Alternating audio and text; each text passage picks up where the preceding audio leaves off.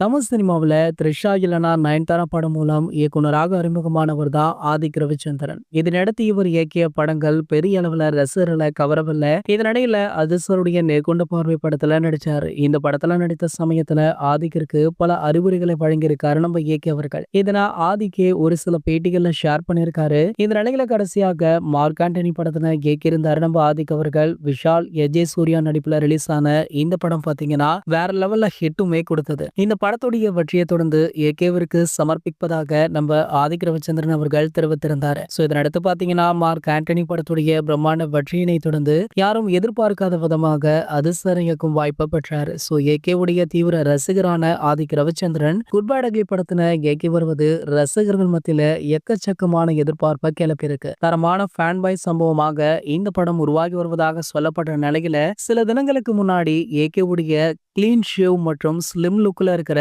ஸ்டைலிஷான புகைப்படத்தை வெளியிட்டிருந்தாரு நம்ம ஆதிக் அவர்கள். இந்த போட்டோ வேற லெவல்ல இருப்பதால தற்போது வரைக்குமே இந்த போட்டோவை ட்ரெண்ட் செய்ய ஆரம்பிச்சிருக்காங்க நம்ம ஏகே ரசிகர்கள். இதற்கிடையில பாத்தீங்கன்னா தற்போது விடாமுயற்சி படக்குழு சும்மா இருப்பாங்களா? விடாமுயற்சி படத்துடைய இறுதிக்கட்ட படப்பிடிப்பு வெளிநாடுகள்ல நடந்துட்டு இருக்கு. சோ அந்த படப்பிடிப்புலுமே நம்ம அதிர் சார் இதே லுக்ல தான் இருக்காரு. அதிர் சாரும் த்ரிஷா மேடமும் இந்த படத்துடைய இயக்குனரான நம்ம மகத்திருமேனி இவங்களாம் இருக்கிற ஒரு சில புகைப்படங்களை தற்போது விடாமுயற்சி படக்குழு வெளியிட்டு படப்பிடிப்பு நிறைவடைந்ததை உறுதியுமே பண்ணிருக்காங்க. இந்த புகைப்படம் தற்போது வெளியாகி சோஷியல் மீடியாக்கள்ல வைரலாகிட்டு இருக்கு. மேலுமே பாத்தீங்கன்னா இந்த ஷூட்டிங் தற்போது ஒரு பாடலுக்கான ஷூட்டிங் அப்படின்றது தற்போதுல இருந்தே தெரிய வந்திருக்கு.